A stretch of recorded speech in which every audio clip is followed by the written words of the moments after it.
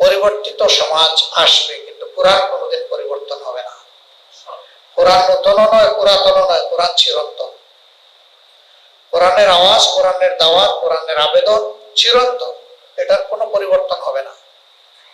কেউ মনে করতে পারে যে কোরআন তো ১৫০০ বছরের পুরানা, তো কেউ একজন প্রমাণ করুক কোরআনের একটা শব্দ বর্তমান দুনিয়ার সমস্যার সমাধানে ব্যর্থ, কেউ প্রমাণ করুক। এটা কেউ পারবে না, কারণ এই চ্যালেঞ্জ আমি দিচ্ছি না, এই চ্যালেঞ্জ তো আল্লাহ তাআলাই দিয়েছেন। যালিকাল কিতাবু লা রাইবা ফীহ। এটা এমন কিতাব যার মাঝে কোনো সংশয়, সন্দেহ, ঘাটতি, ত্রুটি কিছুই নেই, সব কিছু থেকে মুক্ত। আল্লাহু আকবার। এটাকে চ্যালেঞ্জ করার সাধ্য কোন মাখলুকের? স্বয়ং খালিক যে চ্যালেঞ্জ দিয়েছেন, কোন মাখলুকের দুঃসাহস হবে না সেই চ্যালেঞ্জ কবুল করা, এবং এটা পারেনি। বরঞ্চ কোরআনের দুষ্ত্রুটি ধরতে এসে অনেকেই আল্লাহর মেহেরবানি হেদায়েত পেয়েছে, আল্লাহ তার দিল খুলে দিয়েছে। সম্মানিত ভাইয়েরা, বাংলাদেশ জামাত ইসলামী আল্লাহর কাছে ওয়াদাবদ্ধ, আসমান জমিনের মালিকের কাছে ওয়াদাবদ্ধ যে আল্লাহ তাআলা যতক্ষণ আমাদেরকে সুস্থ হালতে বিবেক সম্পন্ন প্রাণী হিসেবে রাখবেন, ততক্ষণ পর্যন্ত আল্লাহর পথে, আল্লাহর দিনকে মানার এবং মানানোর এই সংগ্রাম, এই যুদ্ধ, এই লড়াই ইনশাআল্লাহ অব্যাহত থাকবে। আমরা কেউ অমর নই, দুনিয়া ছেড়ে চলে যাব, কিন্তু আমরা যেন ভবিষ্যৎ যারা এই দুনিয়া আসবে, মুমিন মুসলমান, তাদের হাতে একটা পবিত্র আমানত জীবন্ত অবস্থায় রেখে যেতে পারি। আল্লাহ যেন সেই তৌফিক আমাদেরকে দান করেন। এখন দুনিয়ার লড়াই হয় দুই ধরনের, একটা গতানুগতিক অস্ত্রের লড়াই, আর একটা বুদ্ধিভিত্তিক লড়াই। বুদ্ধিভিত্তিক লড়াইয়ের একটা ধাপ হচ্ছে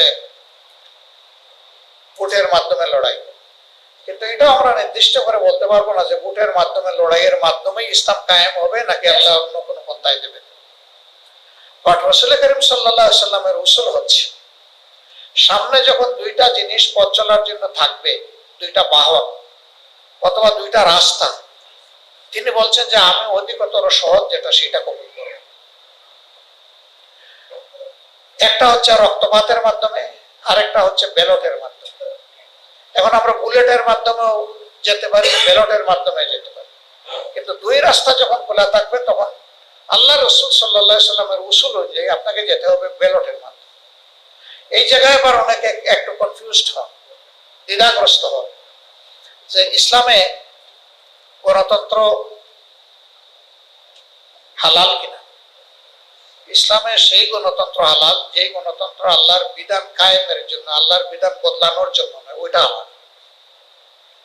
কিন্তু যদি কেউ আল্লাহর বিধান বদলানোর জন্য গণতন্ত্রের প্র্যাকটিস করে, সেটা হালাল না, সেটা হারাম। এমনকি যুদ্ধ করলো কিন্তু ইসলামকে নির্মূল করার জন্য করলো, ওইটাও হারাম। তাহলে সবকিছু হতে হবে লিওয়াজিল্লাহ, আল্লাহর জন্য, আল্লাহর পথে, আল্লাহর ইচ্ছাকে বাস্তবায়ন করার জন্য। আমরা এটাকে যদি যুদ্ধ হিসাবে নেই, তাহলে সৈনিক হিসাবেই আমাদের নিজেকে তৈরি করতে হবে। প্রয়োজন হবে আমাদের যুবকদেরকে, তরুণদেরকে জাগিয়ে তোলা। আমি খুবই আশাবাদী যে যুবকরা ফ্যাসিবাদের রক্তপাত থেকে এই জাতিকে মুক্ত করার জন্য বুক চিতিয়ে লড়াই করেছে, ওই সময়টা অনেকেই কিন্তু নারায়ে তাকবীর, আল্লাহু আকবার স্লোগান দিয়েছে, ইনকিলাব জিন্দাবাদ, এটা কিন্তু বুঝে শুনেই তখন বলেছে। পরবর্তী পর্যায়ে কিছু ধাপ্পা বা মতলব বাস এটাকে হয়তো বা অন্যদিকে নেওয়ার চেষ্টা করেছে, কিন্তু ময়দানে কিন্তু ওইটাই তখন স্লোগান ছিল।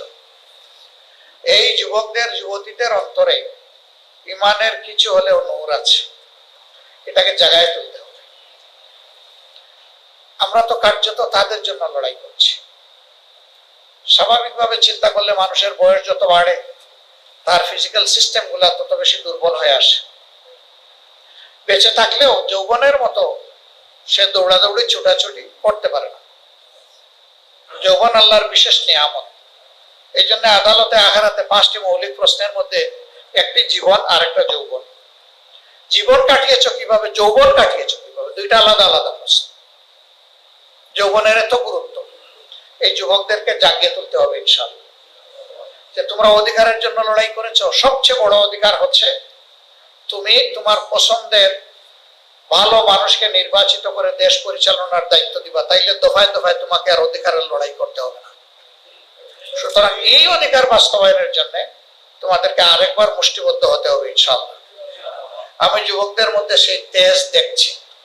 আমাদের সবাইকে তাদেরকে সম্মান করে, আদর করে, ভালোবেসে বুকে টেনে ধরতে হবে ইনশাআল্লাহ। আমরা যদি পারি সমাজ বদলে যাবে ইনশাআল্লাহ। ভয় পাবেন না।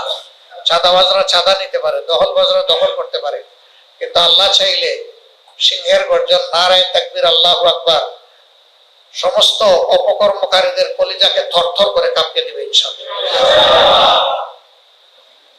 এবং আমরা অসহায় প্রাণীর মতো অন্যায়ের সামনে মাথা উন্নত করব না, অসহায় ভাবে ইনশাআল্লাহ আত্মসমর্পণ করব না।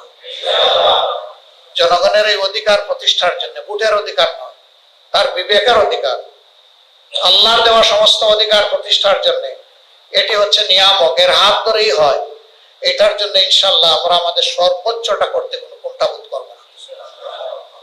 15.5 বছর আমাদের সম্মানিত নেতৃবৃন্দ এভাবেই আমাদেরকে শিখিয়ে গিয়েছেন যে একবার মায়ের পেট থেকে এসেছি, একবারই কবরের পেটে ঢুকবো, ডোন্ট ওয়ারি। এই সময়টা আল্লাহর জন্য ছেড়ে দাও, উৎসর্গ করে দাও। ফাঁসিকে প্রয়োজনে হাসি মুখে বরণ করে নাও, কিন্তু সত্যের পক্ষে গর্জন দিয়ে যাও। আমরা ইনশাআল্লাহ সেটা করব এবং সত্যের জয় হবে ইনশাআল্লাহ। জাআল হক ওয়া যাহাকাল বাতিল ইন্নাল বাতিলা কানা যাহুকা। ইনশাআল্লাহ সত্য সমাগত, মিথ্যা উপস্থিত বা দূরীভূত, সত্যের জয় অবশ্যম্ভাবী হবে ইনশাআল্লাহ। এবং লক্ষ্য চতুর্দিকেই কম বেশি এখন দেখা যাচ্ছে। সত্যের জয় না হলে গাজাবাসী 2 বছর ধরে একটা চরম আগ্রাসী বেয়াদব শক্তির সাথে যুদ্ধ করে টিকে আছে। কিভাবে? কে টিকিয়ে রেখেছে? আল্লাহ রাব্বুল আলামিন তাদেরকে টিকিয়ে রেখেছে।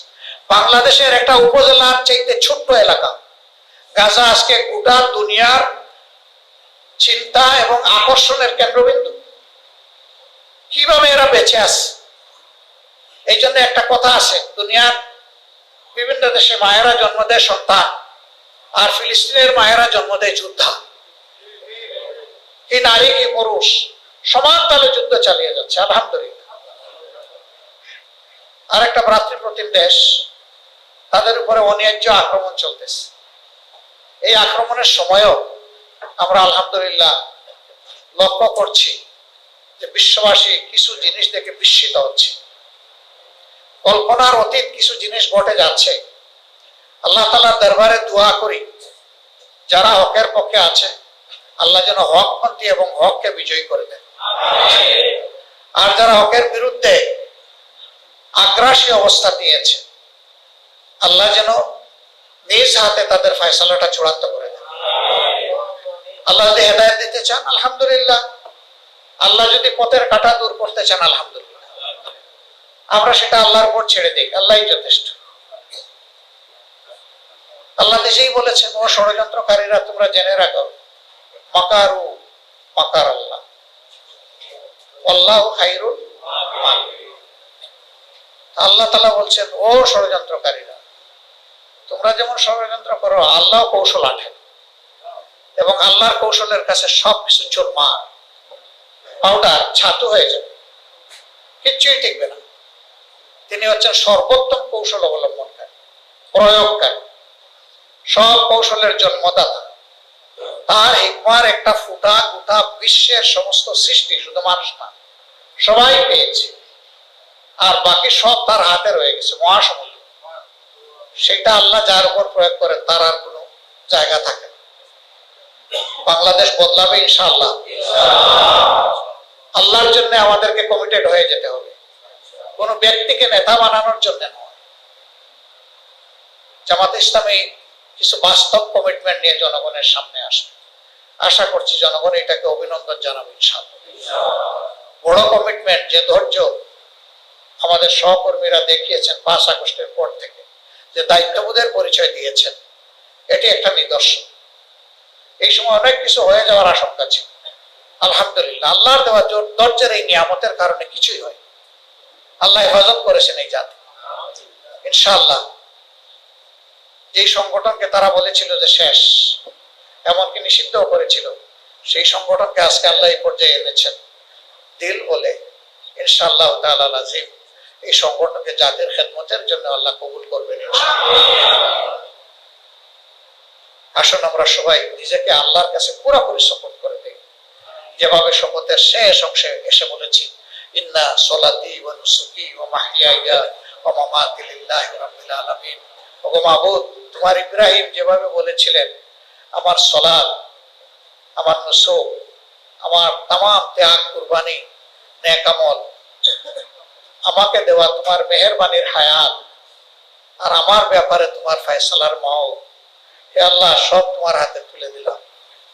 শুধু এখন এইটুকু আমানত বহাল রাখার এবং হেফাজত করার তৌফিক দান আল্লাহ আমাকে এবং আমাদেরকে এই তৌফিক দান করুন। ইনশাআল্লাহ বাংলাদেশ বদলাবে, তার আগে ইনশাআল্লাহ আমরা বদলে যাব। আল্লাহ আমাদেরকে তৌফিক দান